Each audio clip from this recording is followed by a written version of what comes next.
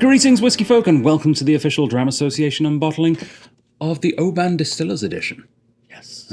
So, Brett is here for this one because he's a big fan of Oban. He's been to the town, he's drank the drams, and I needed his help and assistance because I think I've only ever had Oban once. Really? I know, it's kind of wild.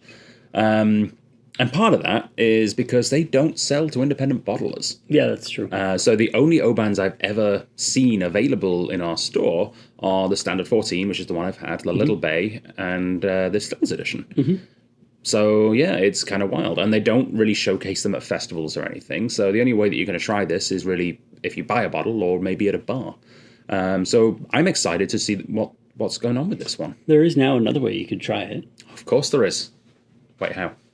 Well, if you're a premium member of the Dram Association, of course. Yes, of course. So this is this month's premium dram. So if you are a subscriber, a premium member of the Dram Association, come into the store, try this one for free, and yeah, it's gonna be good. I can feel it in my bones because I love these Distillers editions. Every Distillers edition that I've had has been as good or better than the regular release.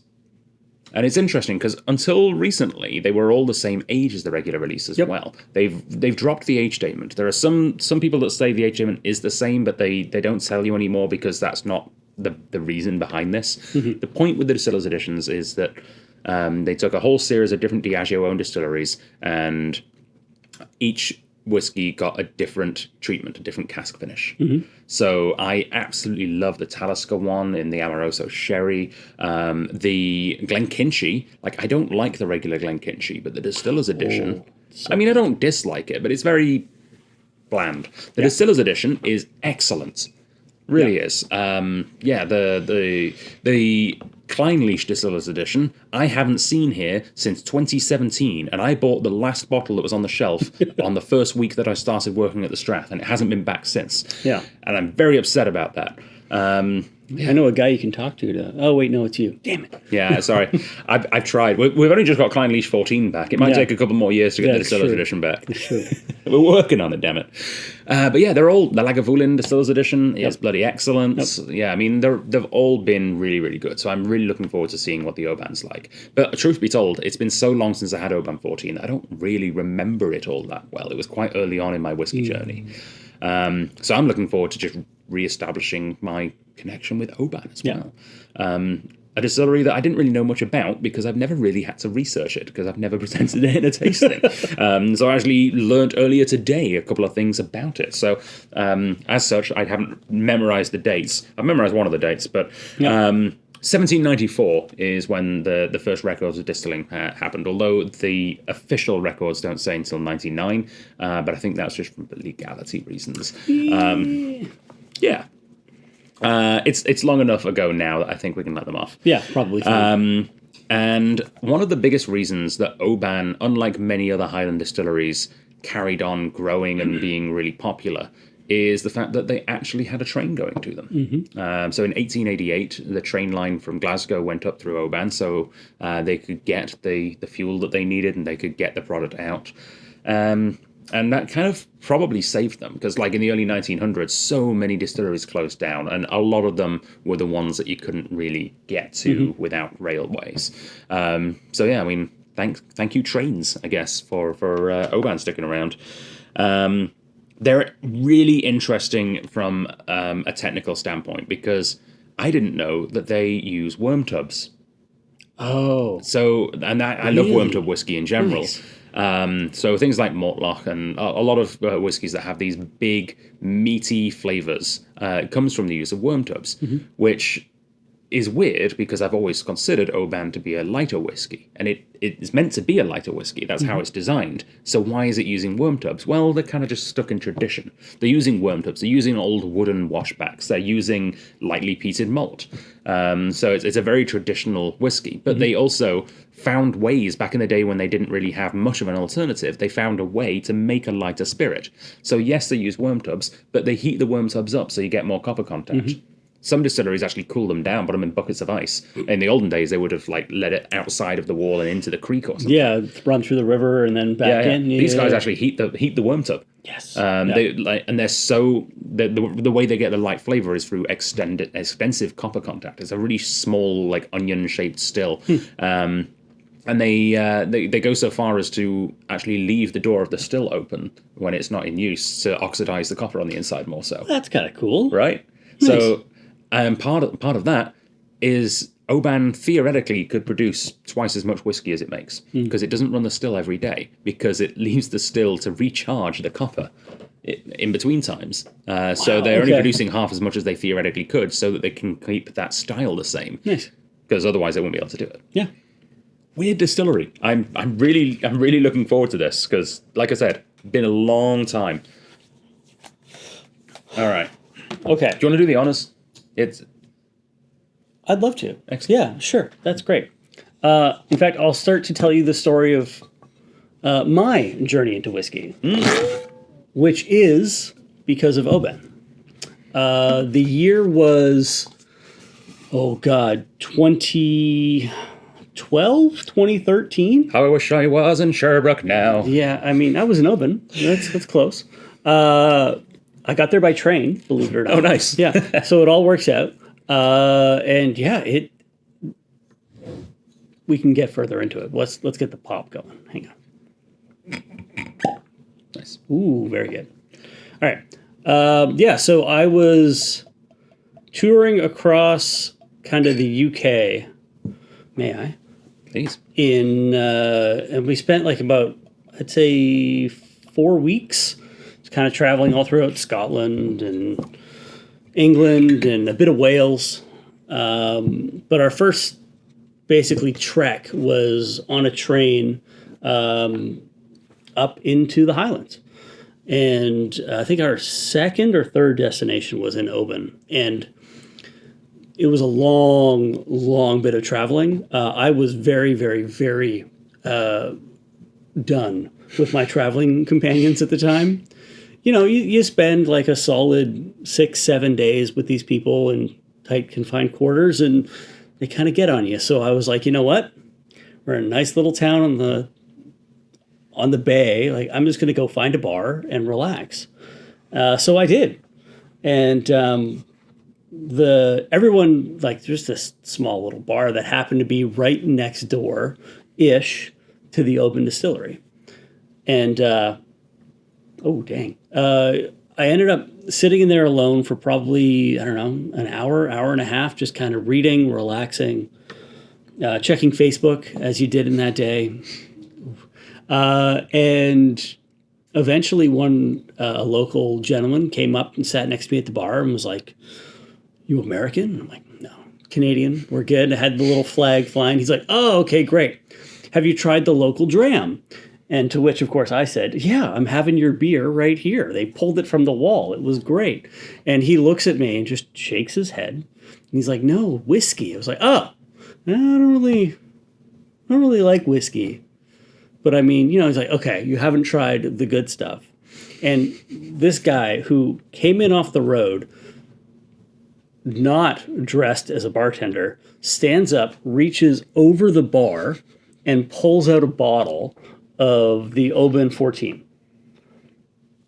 At least I'm pretty sure it was the Oban 14. It was a bottle of Oban whiskey. And the bartender, who's been helping me for the last 2 hours, looked at me and goes like, "Well, hang on. What are you doing?" He's like, "Don't worry. I'll get you another full one tomorrow." Turns out the guy that was sitting next to me and I proceeded to have a good 3-hour drinking wonderful conversation with was the line manager of the distillery next door. And we had finished that bottle of whiskey in the course of 3 hours. I assume you probably shared it around the pub a little. Oh, yeah. Like, I'd be worried for your liver if you did it between the two of you. It went around. But it was a good time. And it kind of made me realize that whiskey wasn't something to be feared and loved and enjoyed. And yeah, it's stuck with me ever since. That's why I say that Oban is my first love. It was your gateway dram. Yeah. Nice. Yeah, it worked out well. Cool. At least I think I did. It's and it's a funny one because I mean I've never visited, but like it's known as being a little bit of a distillery between two worlds because it's right downtown in a relatively decent sized settlement, I think. But it's also considered to be one of the coastal distilleries, and there's not many that kind of are both. Yeah.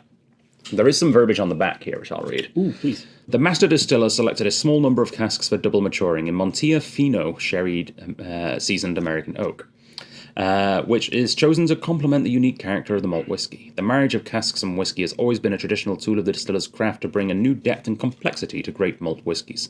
This dry, delicate casks beautifully enhances the distinctive, graceful style of Oban. The whiskey beautifully balances smooth creaminess with hints of salty sea breeze. Notes of grape from the dry Montilla Fino grow with time into waves of malt and white pepper, finishing with beautifully long sweet smoke in the classic Oban style. A stunningly smooth marriage of hints of grape, sea air, and spice. Yeah, I mean, I'm sold. Yeah. It's the salty sea air that I always kind of It smells like a salted caramel. Yeah. That's kind of cool. So Fino Sherry is an interesting choice. I've not had many Fino Sherry cask whiskies, and I've not had much Fino Sherry, to be honest, as well. It's one of those styles of sherry that I tried once and wasn't a huge fan of, to be honest. It's not the kind of... I drink it for educational purposes, but it's not the kind of thing I'd normally drink. It's super dry. Yeah. And I'm trying to remember the reason for that. It's something, I think it oxidizes. I think it's a style of sherry where they actually get rid of the yeast floor, you know, the carpet of yeast on top of the vats. I think they get rid of that and it oxidizes extra. Okay. It's something along those lines. I'm not a sherry expert by any stretch of the imagination. I think that's right. If it's wrong, please drop me a note in the comments. Blast them. It's great. Yeah. Just say, you were wrong. And I'll admit to it, because I possibly am. I want to say probably, but I'm like at least 60% sure. Nice. 60's all right. Yeah, right. Yeah. But either way, Oban, single malt whiskey, of course, 100% malted barley, lightly peated spec. Smells really quite good. I'm intrigued. I wonder if they say where they get their peated malt from. So it doesn't smell like... I want to say... It doesn't really smell like other mainland peat necessarily. I'm wondering if potentially they use the same peat source that they use for Talisker, which I believe is actually Port Ellen. Oh, really? Yeah, I think. I wouldn't be surprised if this, because it smells like a blend that has a little touch of Kalila in it. Yeah. I wouldn't be surprised if that was the case. Yeah. It's certainly not it's a very familiar peat, I think is the best way to describe it. Yeah. Ooh. Yeah. How is this both sweet and dry at the same time? Right? It's like a magical breakfast cereal. It's like the Genie's bran flakes. Yeah, the cool thing with visiting Oban, I mean, the next morning after the bar, I was moving very slowly, as you can imagine. And we decided to go for a walk kind of up the hillside and around the town and everything else. And there were literally fenced off areas kind of in the hillside full of casks of just like, and I was just like, why is everything laying down outside? And chatting with a couple of the locals, they're saying it's the distillery that just puts casks out in a pile on the side of the hill. With them? Yeah, and just nice. Yeah, they'll either age or just kind of sit there. I don't know. It's wild. Yeah, I mean, they're probably just drying them out or something. Yeah, like I know they definitely would not have been full. No, God, no. Yeah, like I always find it interesting whenever I visit Mataloni. The car park has always got like just a pile of damp casks in them that they're like spraying down. Like, all right, sure. Such a cool whiskey. I can see why this would have got you in. Like,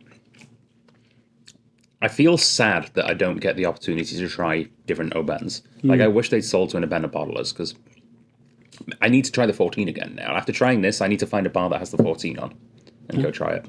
That shouldn't be too hard. There's a bottle at my house. All right. Do you want to clock off? Oh, I'm on salary. I never need to clock off. Let's go. No, it's...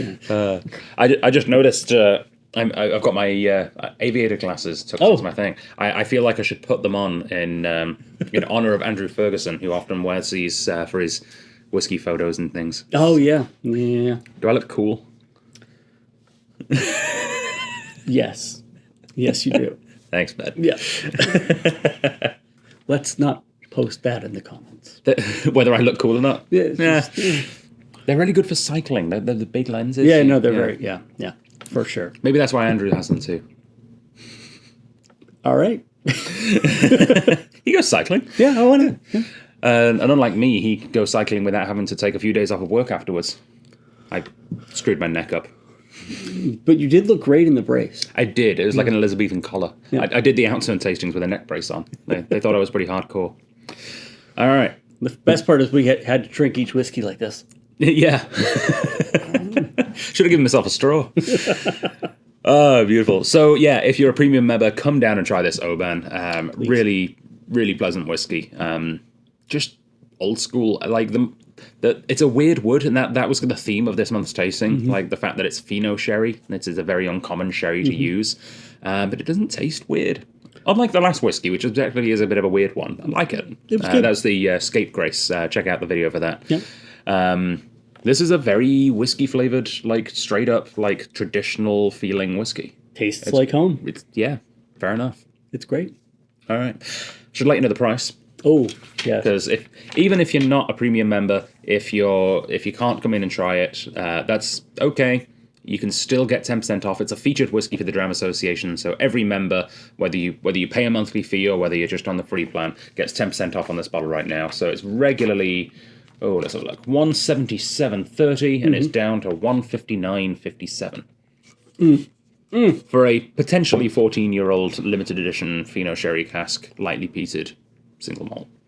It's not bad. That's a good price. Very good. And for one that tastes like this, it's an excellent price. Yeah. Sorry, Oban. I feel like I've been neglecting you for these years. Now you know better. Yeah. It's even in Argyll. Mm-hmm. It's the same county as Islay is, technically. Oh, Argyll. yeah. There's a great traditional Scottish folk song, The Queen of Argyll. I think it was my silly wizard. I always loved that name. Anyway, Slanchivar. Cheers. I feel like I'm in a random pub in the middle of Scotland right now, just rambling on about things. Slanchivar, we'll see you on the next video. It's been a delight. Yeah. Catch you later. Cheers.